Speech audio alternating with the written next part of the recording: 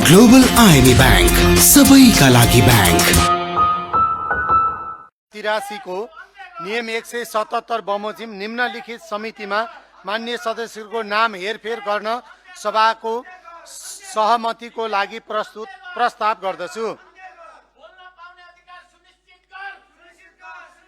मान्य सदस्य भरत प्रसाद पराजुली अर्थ समितिबाट राज्य व्यवस्था तथा सुशासन समितिमा, मान्य सुरेन्द्र चौधरी अन्तर्राष्ट्रिय सम्बन्ध र पर्यटन समितिबाट राज्य व्यवस्था तथा सुशासन समितिमा, मान्य यज्ञमणि नेउपाने कानुन न्याय तथा मानव अधिकार समितिबाट राज्य व्यवस्था तथा सुशासन समितिमा, मान्य करिश्मा कठरिया राज्य व्यवस्था तथा सुशासन समितिबाट अर्थ समितिमा, मान्य रुबिना आचार्य राज्य व्यवस्था तथा सुशासन समितिबाट कानुन न्याय तथा मानव अधिकार समितिमा, मान्य अप्सना बानु राज्य व्यवस्था तथा सुशासन समितिबाट कानुन न्याय तथा मानव अधिकार समितिमा,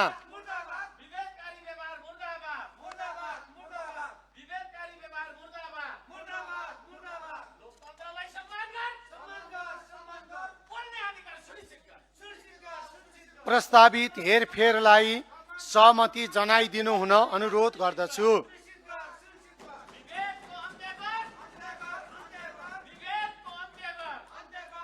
प्रस्तावित हेरफेरलाई सभाले सहमति जनाएको घोषणा गर्दछु।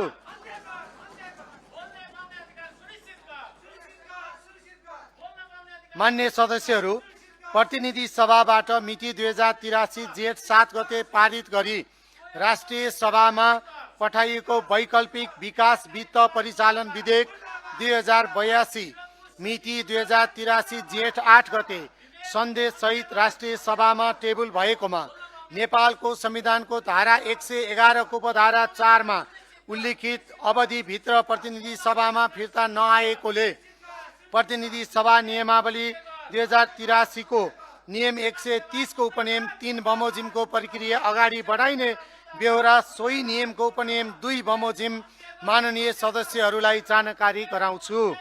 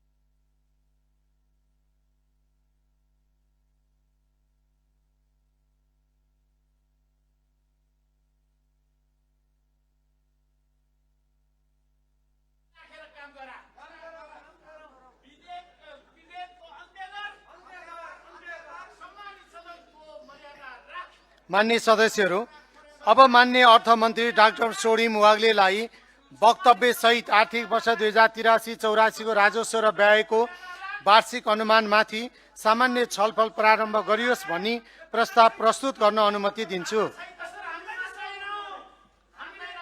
सम्मान्य सभामुख महोदयको अनुमतिले आर्थिक वर्ष 2083-84 को राजस्व र व्ययको वार्षिक अनुमानमाथि सामान्य छलफल प्रारम्भ गरियोस् भन्ने प्रस्ताव प्रस्तुत गर्दछु। धन्यवाद।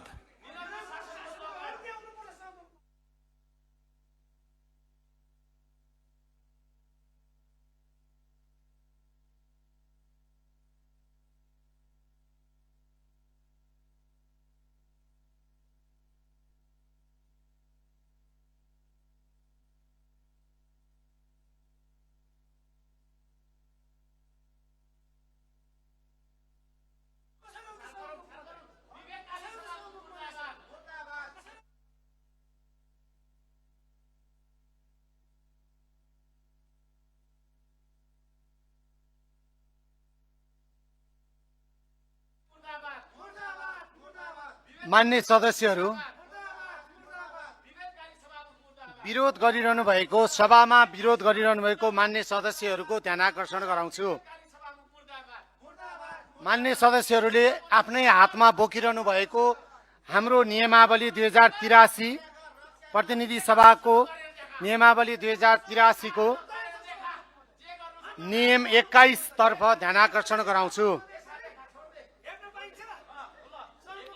मान्य सदस्यहरूको शब्दावलीमा मान्य सदस्यहरूले सदनमा प्रयोग गरिरहनु भएको शब्दावलीमा सभामुखको ध्यान आकर्षण भएको जानकारी गराउँछु।